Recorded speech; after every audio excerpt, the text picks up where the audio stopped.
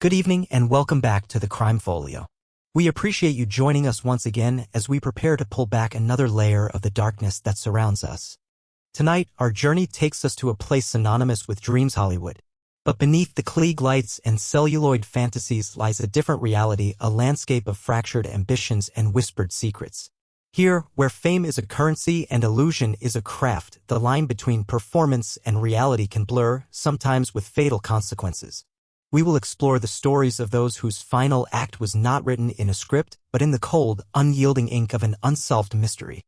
Case 1. The Murder of William Desmond Taylor. Our story begins in the nascent years of the 20th century in an industry that was still inventing itself. It was the era of silent titans, of flickering images that held the nation spellbound. Hollywood in the early 1920s was a town built on ambition, a chaotic and glorious frontier of art and commerce. And in this town, few figures commanded more respect than William Desmond Taylor. To the public and his peers, Taylor was the quintessential English gentleman.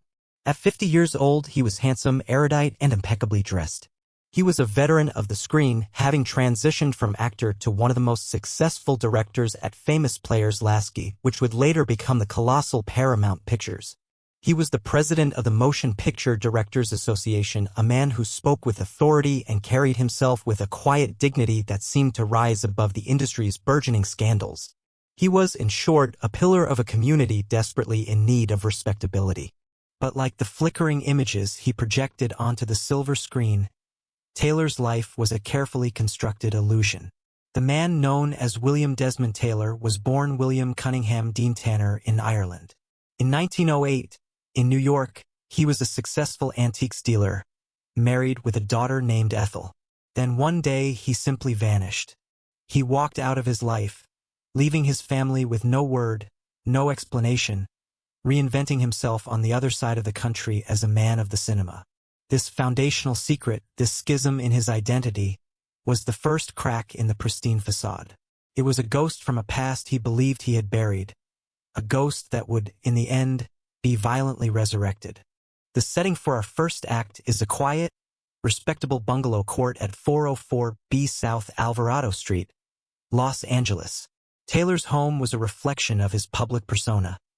Tastefully furnished, filled with books, a sanctuary of intellectual calm amidst the Hollywood frenzy. The evening of February 1st, 1922, began as any other. Taylor had spent the day at the studio. In the evening, he had a visitor. Around 7 p.m., the effervescent star of silent comedy, Mabel Normand, arrived at his bungalow. Mabel was a force of nature, a brilliant comedienne whose on-screen antics belied a life troubled by addiction and precarious health. Her relationship with Taylor was complex. He was a mentor, a friend, perhaps something more, though both insisted it was platonic. He was helping her with her finances and attempting to steer her away from her dependence on cocaine, a battle he seemed to be quietly waging on her behalf. According to Normand, they chatted for about 45 minutes. She was laughing as she left his home around 7:45 p.m., blowing him a kiss from her limousine. She would be the last known person to see William Desmond Taylor alive. The next morning, on February 2nd, Taylor's valet and cook, a man named Henry Peavy, arrived for work around 7:30 a.m. He found the front door unlocked. Stepping inside, he saw his employer lying on the floor in the living room. At first glance, it appeared that Taylor had perhaps suffered a hemorrhage or a heart attack. He was dressed in a stylish two-piece suit and a waistcoat, an uncashed check for a small amount in his pocket. His eyes were open, staring at the ceiling.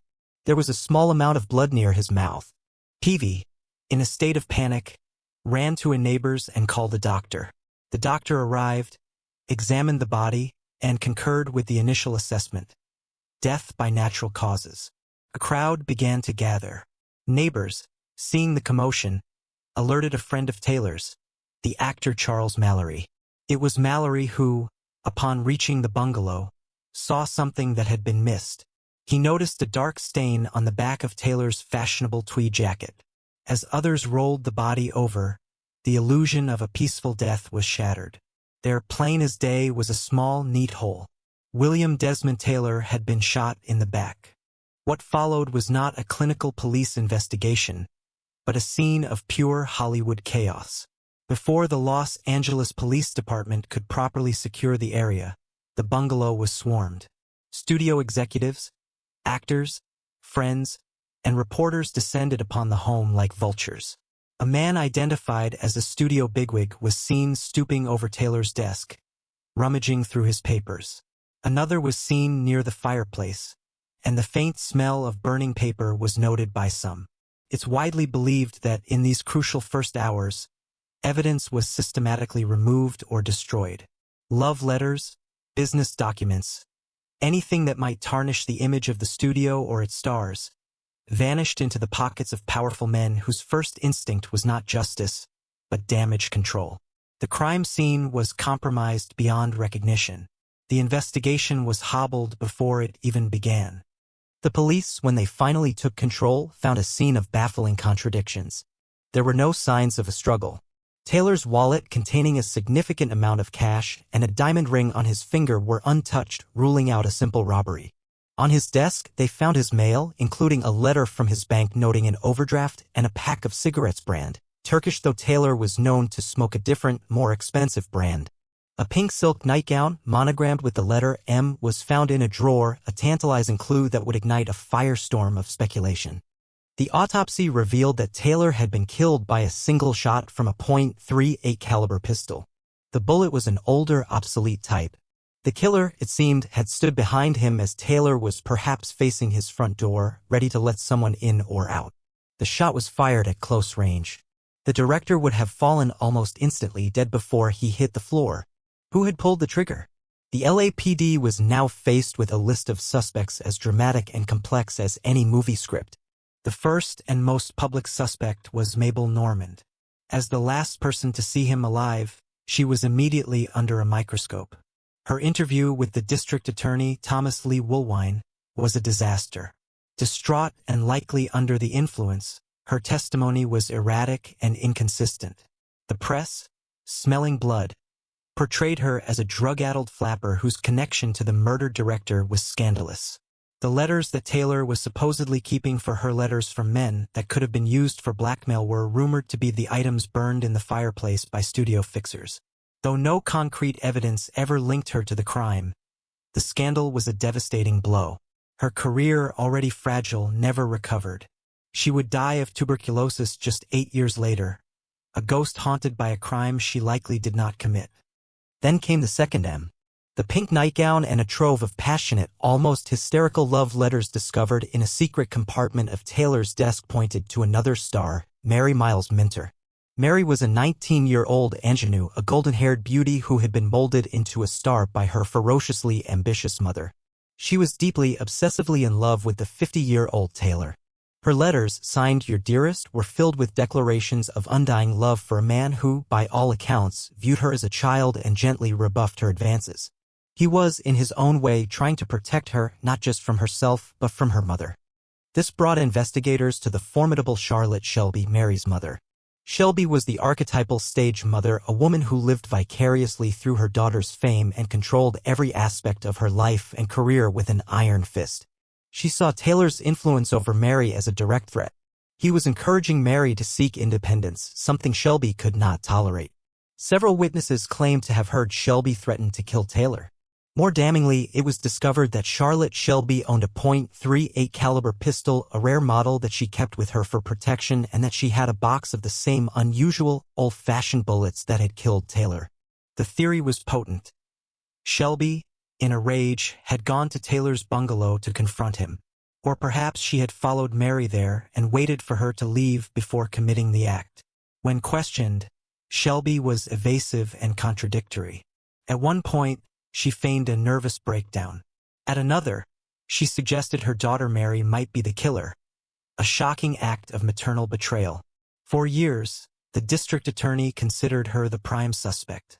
He believed he had the motive and the means, but the gun itself was never found. Shelby claimed she had thrown it into a Louisiana bayou years earlier. Without the murder weapon, a conviction was impossible. The cloud of suspicion would hang over Charlotte Shelby for the rest of her life, and it would utterly incinerate her daughter's career. Mary Miles Minter, the golden girl of the silent screen, made her last film in 1923 and faded into a life of bitter seclusion, forever linked to a murder she was either a witness to, a catalyst for, or a victim of. While the press focused on the glamorous actresses, the police had a more conventional suspect in their sights, Edward F. Sands. Sands had been Taylor's valet and cook before Henry Peavy. He had been fired several months before the murder for forging checks and stealing from Taylor. After being dismissed, Sands had broken into the bungalow on at least one occasion.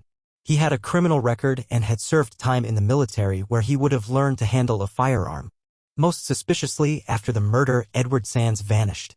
He was never seen or heard from again. Was it a simple case of a disgruntled employee returning for revenge? It was a plausible theory, and for a time, Sands was the subject of a nationwide manhunt. The police believed Sands held a grudge and perhaps returned to rob Taylor, with the confrontation turning fatal. But it didn't quite fit. The crime scene didn't look like a robbery gone wrong. And why would Sands, a petty thief, use an antique .38 bullet? Furthermore, some researchers have since posited a more complex theory that Edward Sands was actually an alias for one of Taylor's own relatives, a brother with a history of crime and blackmail, who had tracked him down from the life he had abandoned in New York.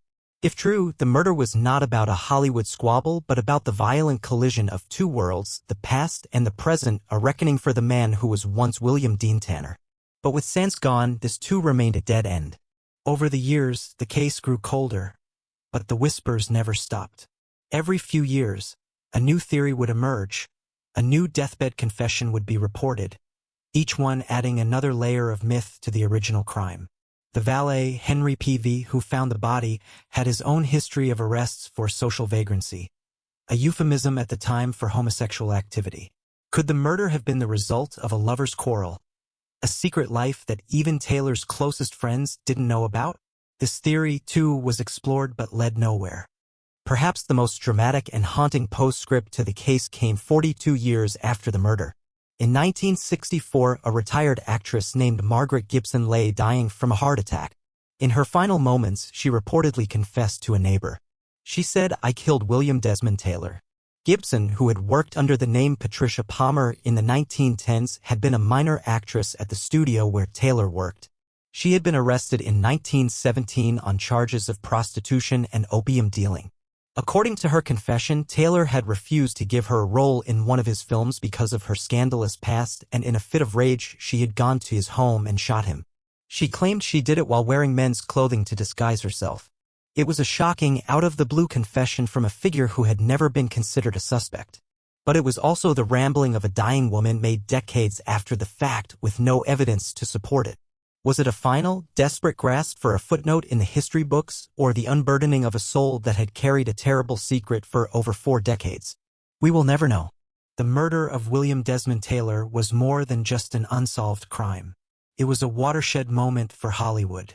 The lurid details of sex, drugs, and obsession that emerged from the investigation confirmed the worst fears of a puritanical America. This murder, along with the scandalous trial of comedian Fatty Arbuckle, directly led to the creation of the Hays Office and the Motion Picture Production Code, a set of strict moral guidelines that would censor and sanitize American films for the next 30 years. The industry, terrified of government regulation, chose to police itself. In the end, Taylor's death remains a perfect, impenetrable mystery. Was it the work of a spurned lover, a vengeful mother, a disgruntled employee, or a ghost from a past life? The truth was lost in the chaos of a contaminated crime scene, buried under the self-serving actions of a panicked studio and obscured by the passage of time. William Desmond Taylor, the man who built a life on a foundation of secrets, died because of a secret. His murder became Hollywood's original sin, a cautionary tale whispered in the dark corners of the Dream Factory. The final image is one of profound tragedy, a man of talent and influence lying dead on his own floor, a victim not just of a bullet but of the very illusions he had helped to create. His ghost does not haunt a single bungalow but the very idea of Hollywood itself, a place where the brightest lights have always cast the darkest shadows. Case 2. The mysterious death of Thelma Todd. Thelma Todd was the personification of 1930s effervescence. Dubbed the ice cream blonde, her on-screen persona was that of a vivacious, quick-witted comedienne. She had successfully made the difficult transition from silent films to sound, sharing the screen with legends like the Marx Brothers, Buster Keaton, and Laurel and Hardy. By 1935, at the age of 29, she was a seasoned veteran, a successful actress with a sharp business sense. Dissatisfied with the fleeting nature of film roles, she had invested her own money into a venture that was entirely her own, Thelma Todd's Sidewalk Cafe. It was a beautiful, three-story building perched precariously on the Roosevelt Highway, what is now the Pacific Coast Highway in the Castellamare district, nestled between Santa Monica and Malibu.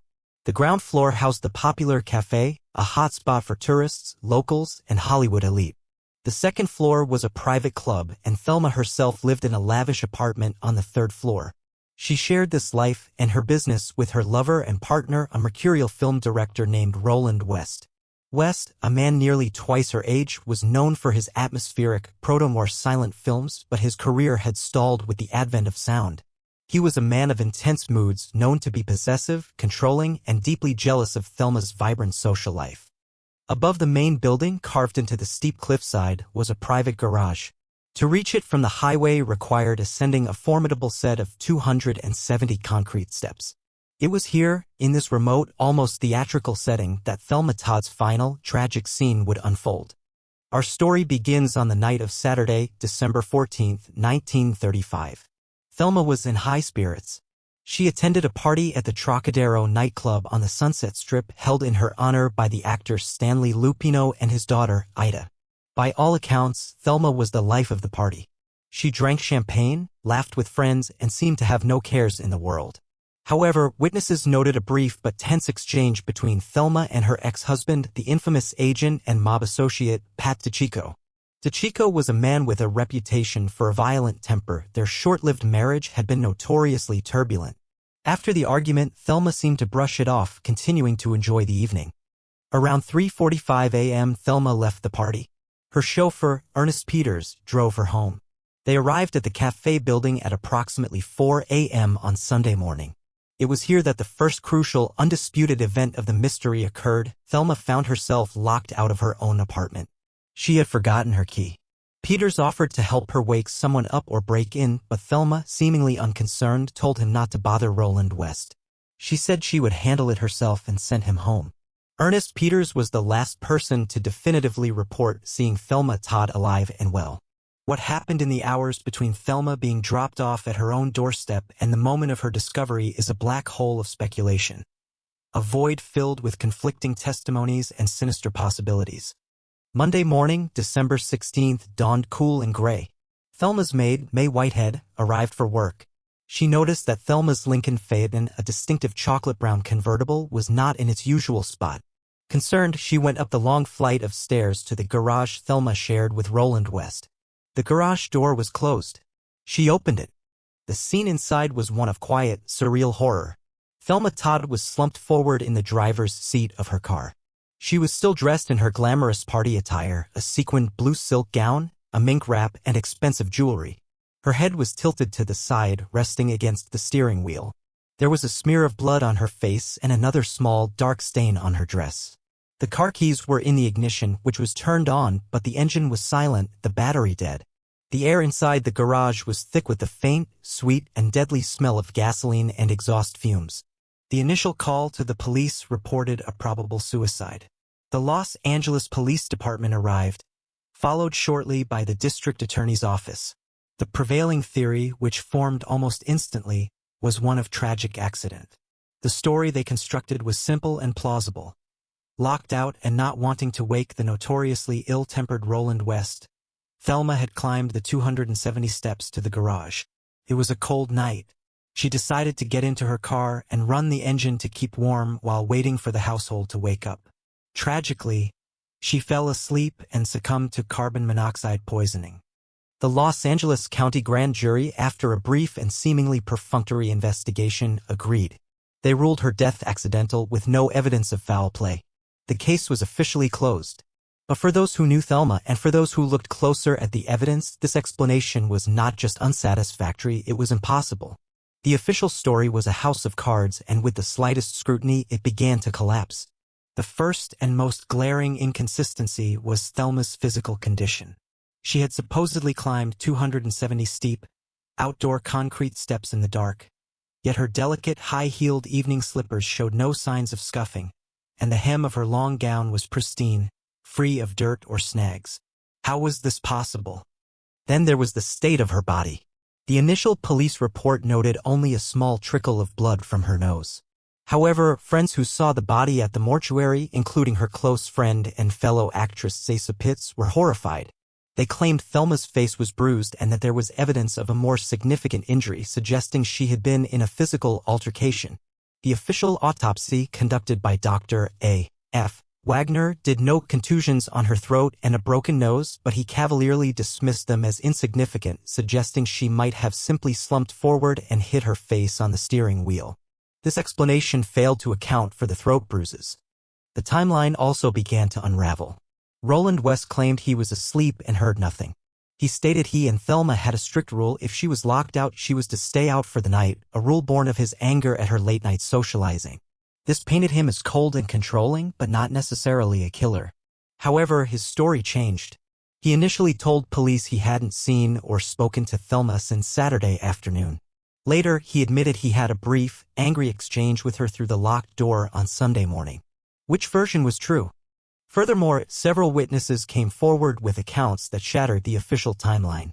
A neighbor claimed to have heard a woman screaming, "Don't," early on Sunday morning.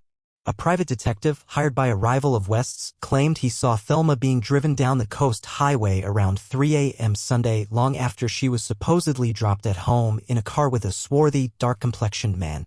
Another witness, a woman who lived near the cafe, swore she saw Thelma getting into a black limousine with an unknown man on Sunday afternoon, more than 12 hours after she supposedly died in her garage. If any of these sightings were true, the accident theory was not just flawed, it was a deliberate fabrication. With the accident theory discredited in the court of public opinion, other, more sinister theories took root. The first and most enduring pointed directly at Roland West. His motive was clear: jealousy. He despised Thelma's social life and the men she associated with, particularly her ex-husband, Pat DiCicco. The theory posits that West and Thelma had a violent argument after she came home. He struck her, perhaps knocking her unconscious. In a panic, realizing he had gone too far, he carried or dragged her up to the garage, placed her in the car, and started the engine, staging the scene to look like an accident or suicide. This theory gained significant weight years later.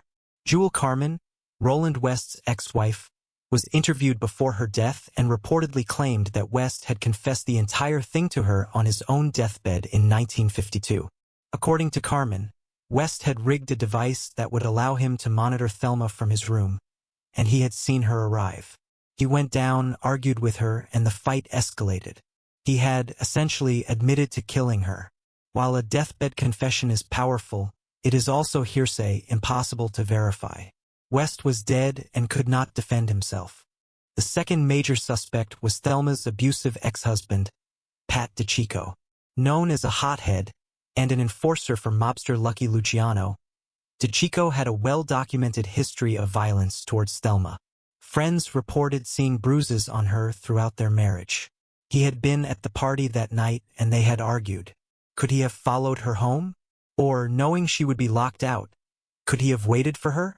The theory suggests that DiCicco, perhaps in a jealous rage or attempting to extort money from her, confronted her outside the cafe. The confrontation turned violent. He struck her, and then, either alone or with help, moved her to the garage to cover his tracks. His connections to organized crime meant he would have had the resources and the ruthlessness to carry out such a plan.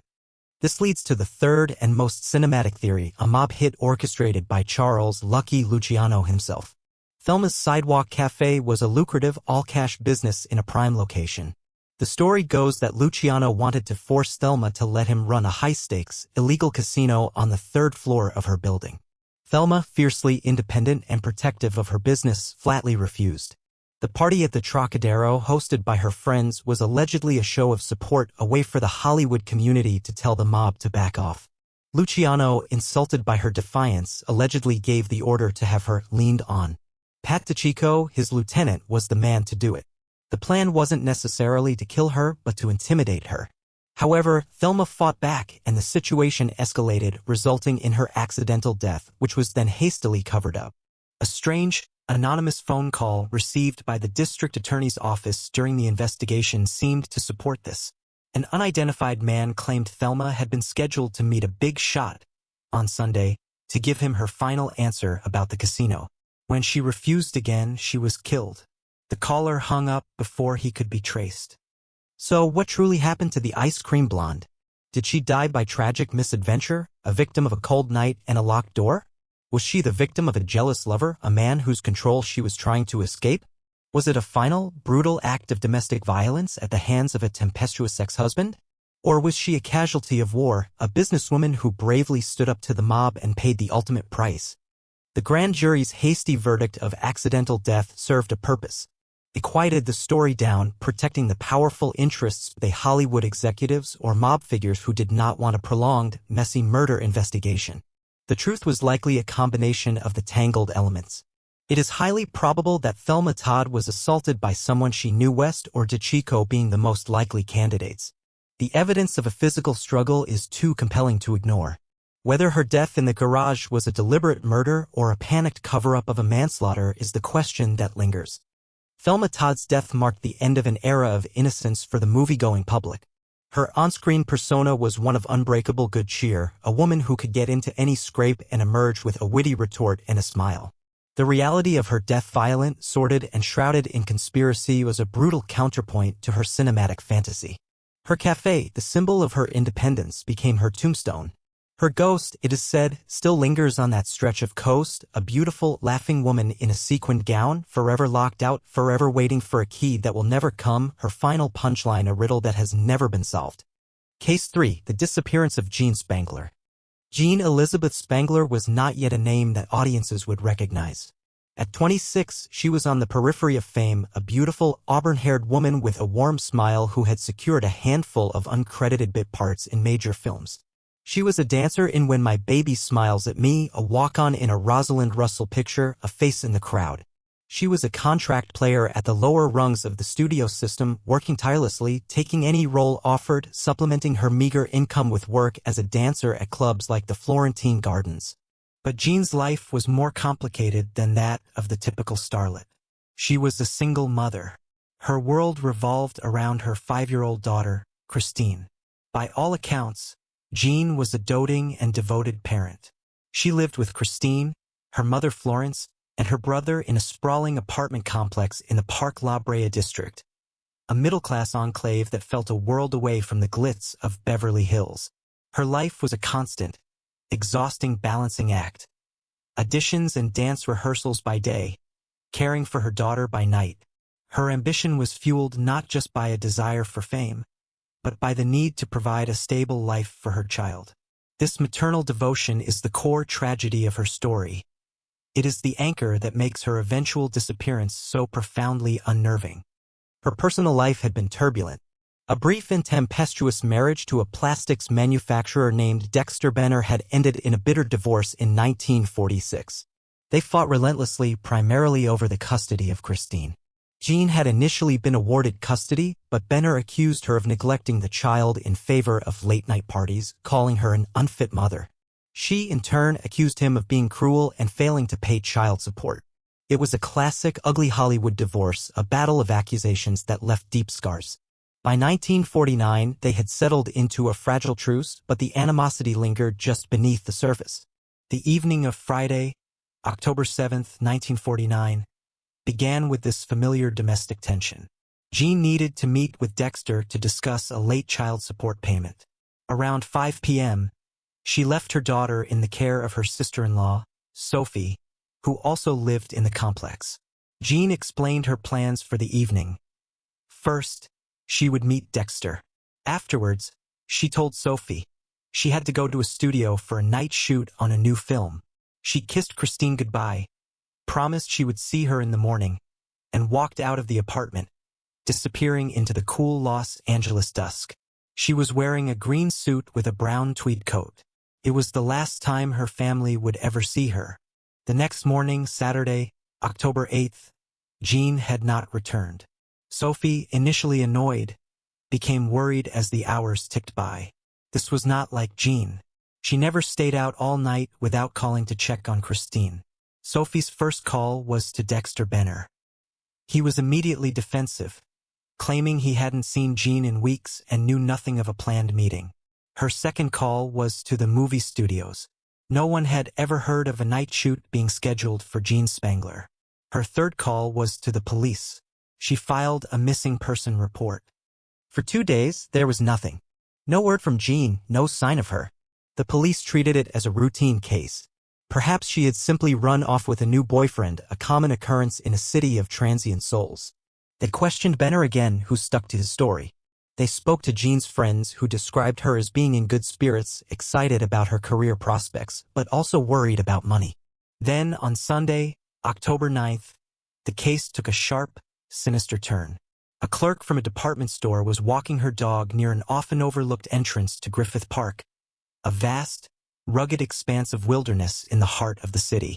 Near the Ferndale entrance, lying in the dirt, she found a purse. The contents were identified as belonging to Jean Spangler. Inside were her wallet and a house key.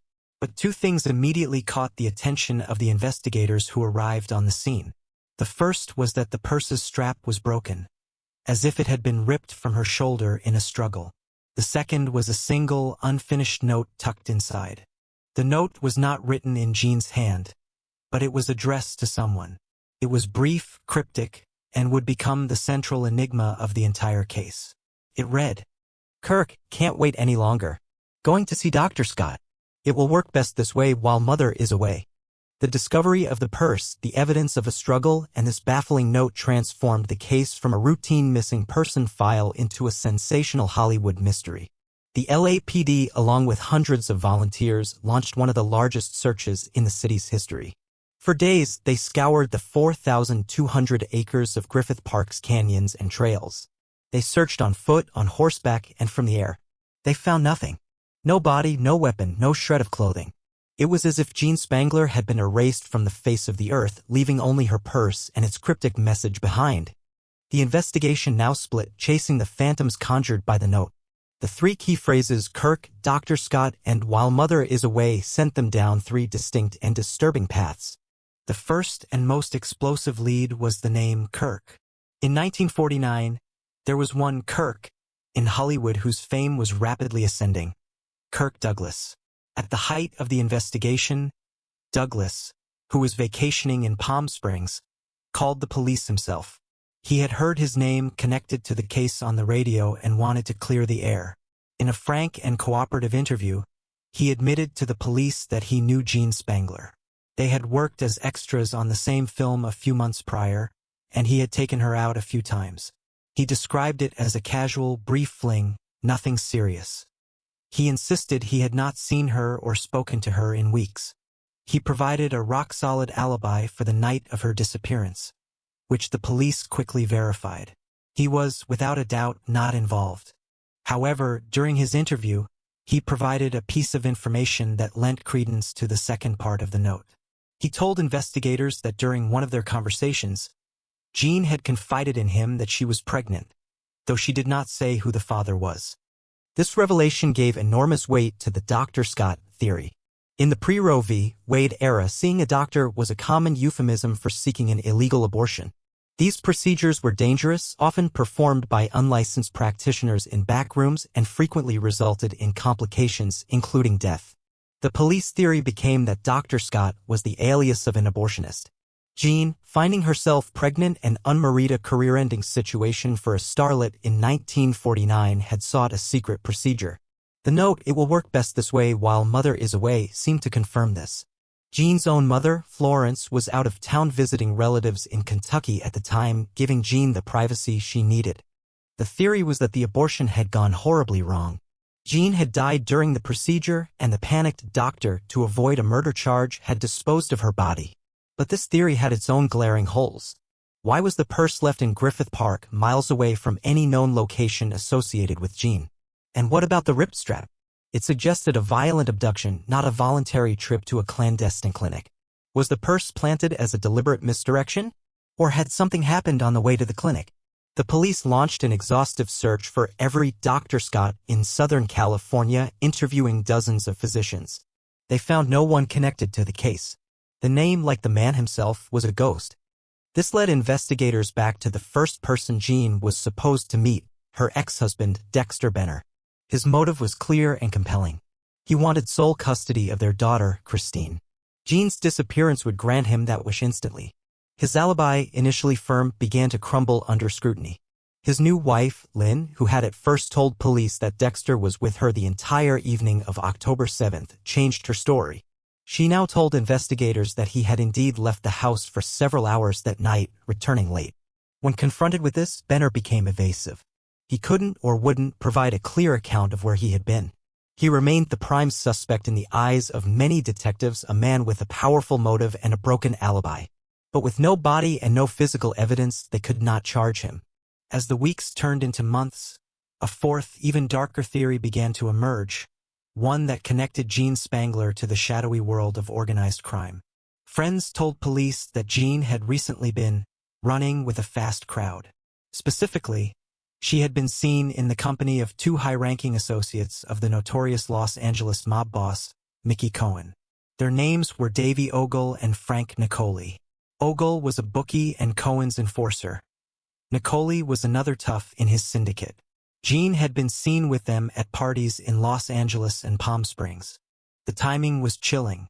Just weeks after Jean Spangler vanished, Davey Ogle, who was under a federal indictment for conspiracy, also disappeared. A few years later, Frank Nicoli would also vanish without a trace. The theory was that Jean, through her association with these men, had learned something she shouldn't have.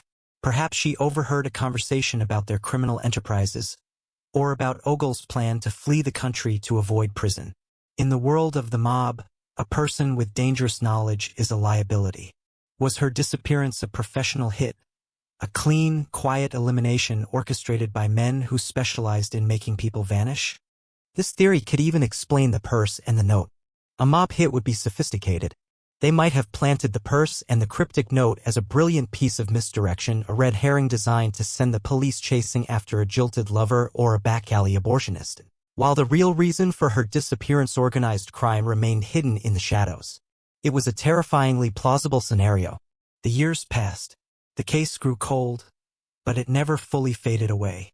It became a piece of Los Angeles folklore, a ghost story whispered among true crime enthusiasts. In the immediate aftermath, the custody of young Christine Spangler was given to Dexter Benner. He and his new family soon moved away, taking the little girl with them, and vanished from public record, a second, quieter disappearance stemming from the first. What became of Jean Spangler? Did she die at the hands of a clandestine abortionist, her body buried in an unmarked grave? Was she murdered by a bitter ex-husband who then raised their daughter in a new life built on a terrible secret? Or was she silenced by the mob, a beautiful but disposable pawn in a game she didn't understand? The most haunting possibility is that her fate was a combination of these threads. Perhaps she was on her way to meet Dr. Scott, a rendezvous arranged by one of her dangerous new friends. Perhaps her ex-husband intercepted her. Perhaps the meeting was a trap from the very beginning. The torn purse strap remains the most potent and visceral clue, a silent testament to a moment of violence. It speaks of a struggle, of a woman who did not go quietly into the night. Jean Spangler is frozen in time at 26, forever the hopeful starlet on the verge of a breakthrough that never came. She represents the thousands of young women who saw Hollywood as a beacon of hope, only to find that its dazzling light could be eclipsed by an impenetrable darkness. She walked away from her daughter, the center of her universe, and into an enigma. The Los Angeles night swallowed her whole, leaving behind only questions that echo down through the decades. A mystery as vast and as empty as the unblinking California sky. Case 4, the unsolved killing of Bob Crane. To an entire generation, Bob Crane was Colonel Robert Hogan, the wisecracking, unflappable American officer leading a ragtag group of Allied prisoners in the hit sitcom Hogan's Heroes. For 6 seasons from 1965 to 1971, the show was a ratings powerhouse. Crane's portrayal of Hogan was pitch perfect. He was handsome, quick-witted, and exuded an air of cheerful confidence. He was the all-American good guy, outsmarting the bumbling Nazis of Stalag 13 week after week.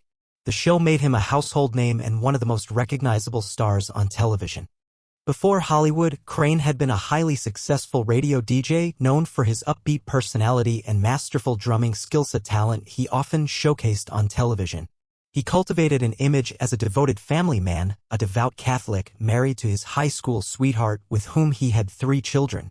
On the surface, his life was the American dream realized, a narrative of talent and hard work leading to fame, fortune, and adoration. But the cancellation of Hogan's Heroes in 1971 marked a turning point. Like many actors defined by a single, iconic role, Crane struggled to find his footing. The phone stopped ringing with A-list offers. He was typecast, forever seen as the lovable Colonel Hogan. To make a living, he embarked on the dinner theater circuit, traveling from city to city, starring in light comedies like Beginner's Luck. It was a significant step down from the pinnacle of television stardom, a nomadic existence in second-tier cities, playing to smaller crowds. It was in this world of transient theatrical runs that his private obsession and addiction that had begun during the height of his fame spiraled into an all-consuming compulsion. Bob Crane had a secret. It was a secret he nurtured, documented, and curated with the help of a man named John Henry Carpenter. Carpenter was not a Hollywood figure. He was a regional sales manager for a video electronics company, a man who specialized in the new, cutting-edge technology of video recording. The two men met on the set of Hogan's Heroes and struck up an unusual friendship. Crane was fascinated by the technology. Carpenter was fascinated by the celebrity lifestyle. They became inseparable, a toxic dyad fueled by a shared, dark hobby. Using Carpenter's expertise and access to equipment, Bob Crane began to photograph and videotape his sexual encounters with countless women. This was not a casual dalliance, it was a meticulous, almost scientific endeavor. Crane traveled with a full complement of camera equipment, tripods, and photo-developing chemicals. He and Carpenter would go to bars, pick up women, and lure them back to their hotel rooms. Sometimes the women knew they were being filmed, often they did not. Crane kept detailed logs, scrapbooks filled with thousands of Polaroids, and a library of videotapes, a vast and disturbing archive of his conquests. The secret life was the dark twin to his public persona. Colonel Hogan, the hero, was a fiction. Bob Crane, the man, was a sex addict, his life a relentless pursuit of gratification, documented on magnetic tape. This brings us to Scottsdale, Arizona in the sweltering summer of 1978.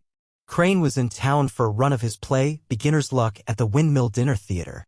He was staying in apartment 132A at the Winfield Place Apartments, a comfortable but unremarkable complex. John Carpenter, as was his custom, had flown in from California to join him for a few days. They followed their usual routine, golf, dinner, and cruising the local bars for women. On the evening of June 28, 1978, the two men had dinner. Afterwards, Carpenter went to a nightclub, while Crane returned to his apartment. Later that night, according to phone records, Crane made a call to Carpenter. The exact nature of this call is unknown, but years later, witnesses would claim that Crane had told them he was trying to end his toxic friendship with Carpenter, to finally break away from the man who was both his enabler and his partner in the secret world. The next day, Thursday, June 29th, Crane was scheduled for a lunch interview with a local reporter. He never showed up. His co-star in the play, Victoria Ann Barry, who used the stage name Patricia Olson, became concerned. She had spoken to him the night before and he had seemed fine. After he missed their planned meeting, she went to his apartment. She knocked, but there was no answer. Worried, she found his eldest son, Scott, who was visiting his father in Scottsdale. Together, they got a manager to open the door. Scott Crane was the first to enter. He walked into his father's bedroom and stepped into a scene of shocking brutality. Bob Crane was lying in his bed, face up, in a pool of blood. His head had been bludgeoned with such force that his face was nearly unrecognizable. An electrical cord from a video player had been ripped from the wall and tied tightly around his neck. The room was a slaughterhouse, yet nothing appeared to have been stolen. Crane's wallet, cash, and expensive jewelry were all untouched. This was not a robbery. This was an act of personal, explosive rage. The Scottsdale Police Department arrived at a crime scene that was both gruesome and perplexing. The murder weapon was missing, but detectives noted that a camera tripod, which Crane was known to always have with him, was gone. The theory formed quickly: the killer had used the heavy tripod to beat Crane to death as he slept, then took the weapon with him. The sheer violence pointed to a crime of passion, a frenzied attack. Suspicion fell almost immediately on John Carpenter. He was the last person known to have been with Crane. He had a potential motive. Crane was possibly trying to sever their relationship, an act that would cut Carpenter off from the celebrity lifestyle he craved. When detectives questioned Carpenter, he was calm, almost unnervingly so.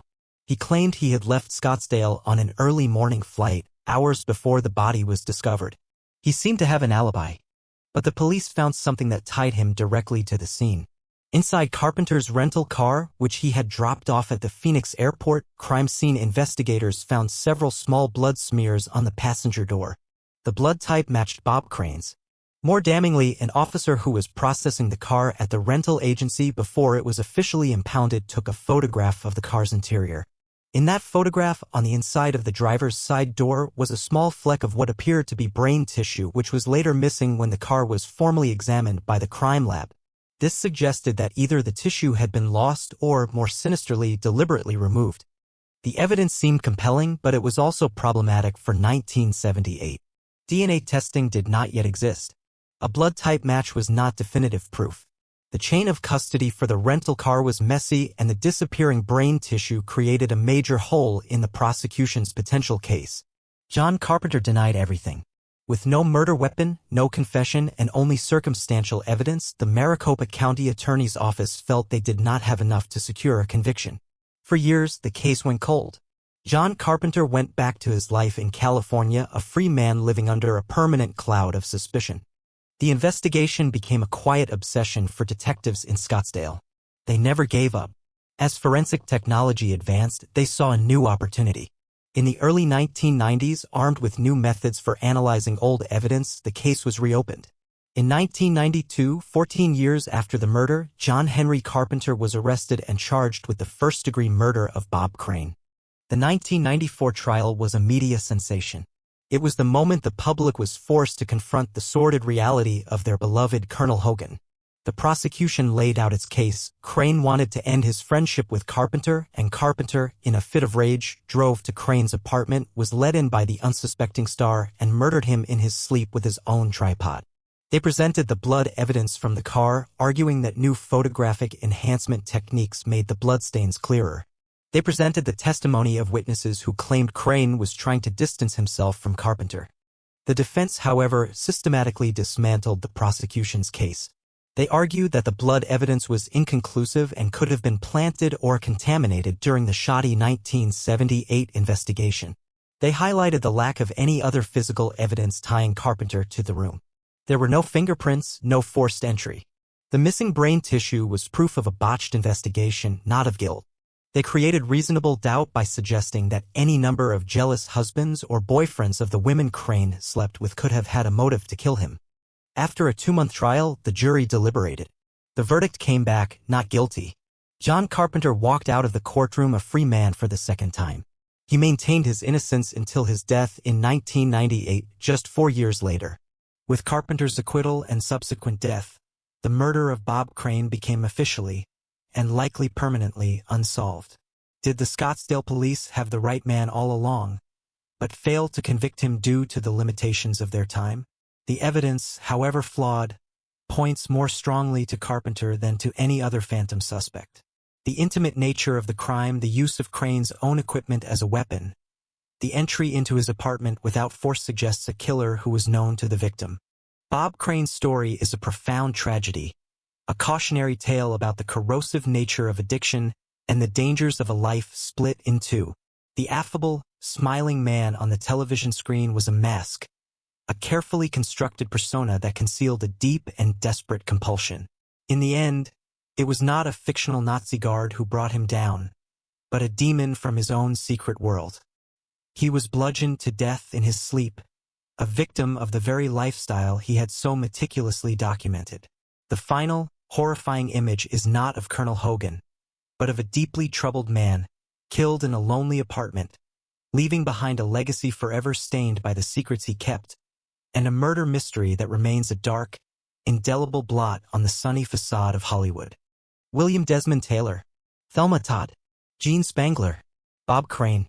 For lives lived in the incandescent glare of the public eye, extinguished in darkness and secrecy.